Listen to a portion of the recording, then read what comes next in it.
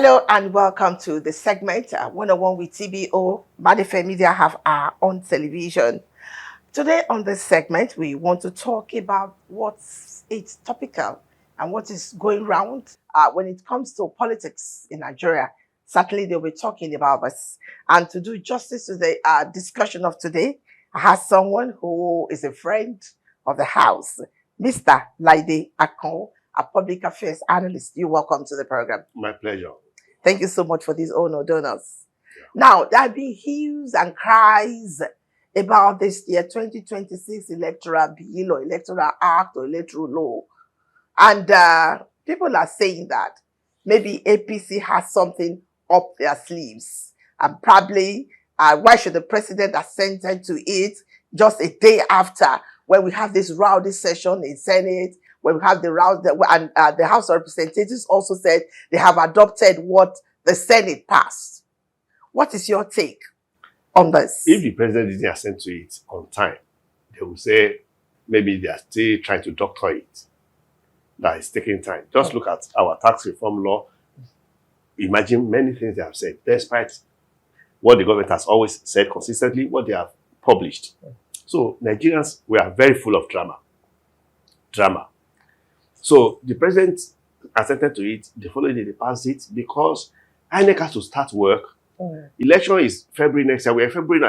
It's only 12 months away. It's not even up to a year any longer. So whatever has to be done on time, because timeliness is part of what will count for the success of the election. And even planning ahead.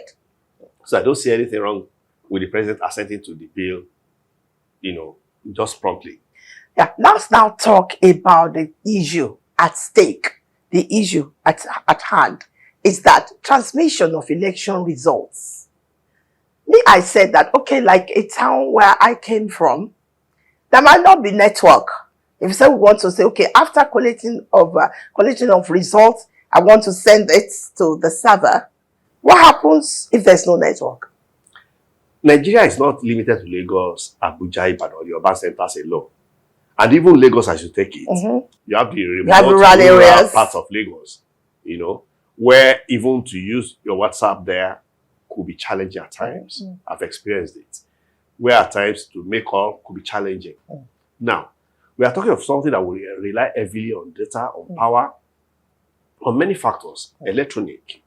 Now, does it mean it's only the vote in Ikeja, VI, and urban part of the city we are counting for Lagos State? No.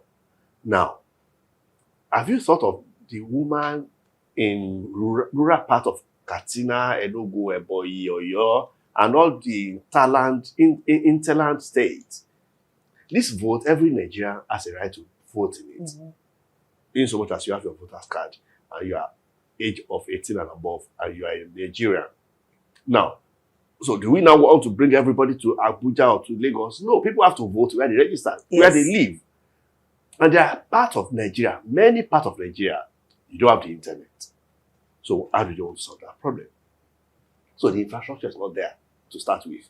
And that's why eventually Senate said optional, or let's say the National Assembly said optional, where you have it, where the polling unit, everybody has signed it from EC8, which is the primary record, But you find out that some political parties won't even have party agents across the polling unit. So even sign the form. So now, if for instance, you're on the ballot, you don't have an agent there, you can't contest the result. It's your fault. You don't have an agent there. However, if for instance, out of I don't know how many parties will be on the ballot come next election. Come 2027. But if there are 10 parties on the ballot and up to about 5 have the agents represented, that means it's okay.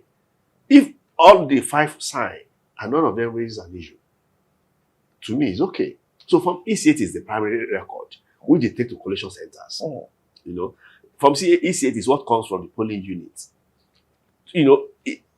And some wards, you have 3-4 polling units. So you expect you expect INEC to transmit from every polling unit. You are not saying from collation centers, you are saying from every polling unit. And they are talking about INEC as if it's something that will do magic. It's just a viewing portal.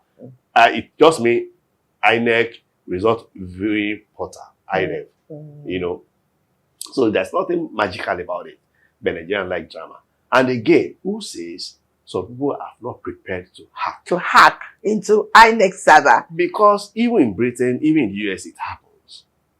I've read newspapers, not online, I've read newspapers in Britain where their electoral body admitted that attempt to have made on their server. So who knows whether people who did that time. Maybe they have upped their game this time around. So, and I don't see it. But what danger again is this, more especially these days of AI. People can manipulate a lot of things. They can doctor a lot of things. You know, you'll be shocked that come that election, they could do AI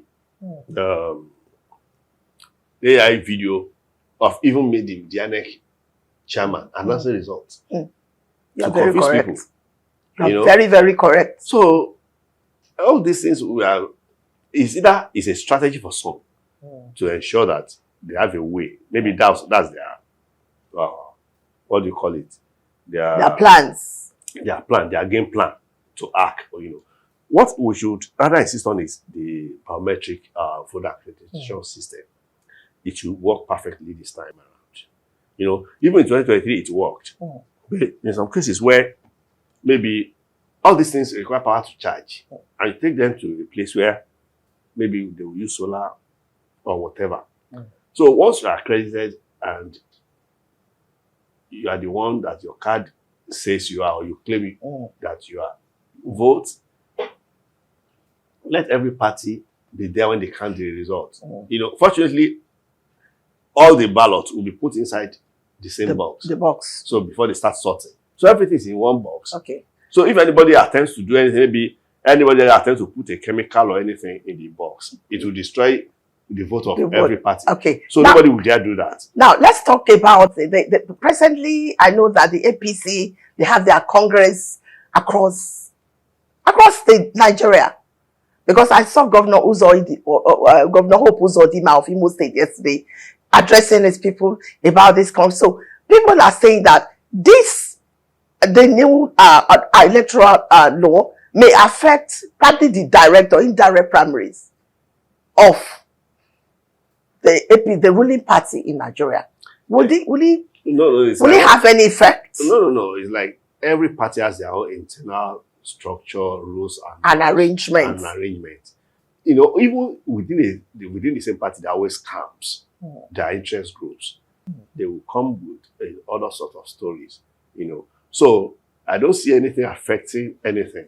Because whether they're going for direct or indirect, whichever they go for is their party arrangement, their party internal arrangement. In so much as it does not fall outside the ambit of the law. Okay. So much as the Electoral Act, precisely. If it's still within the Electoral Act, you know, why not? So I don't see anything affecting either negatively, but people will always talk. That's one thing I know. 2027 is knocking at the door. It's only for us to just open the door and let the 27 comes in. And don't forget that the elections will hold, I think, from February next year. But there will primaries, there'll be a lot of things before the end of year 2026. What is your parting shot on this? Well, you know, in a general election, which should be the concern of every Nigerian, there are three categories of voters. Party members who vote for their party. Then people who are undecided and will vote for whatever is the popular opinion. They are not decided.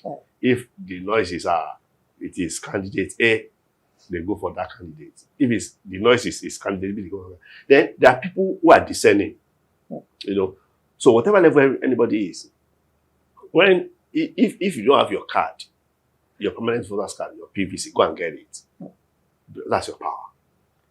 So if for instance you know that by the time the election will come, you would have left where you live in Wagada to people or in Bafu or anywhere. So make sure you transfer your registration. Okay. To where the new location. So that you can vote. I think that other one is ongoing now. You can do if you want to do transfer, Yes. you can now.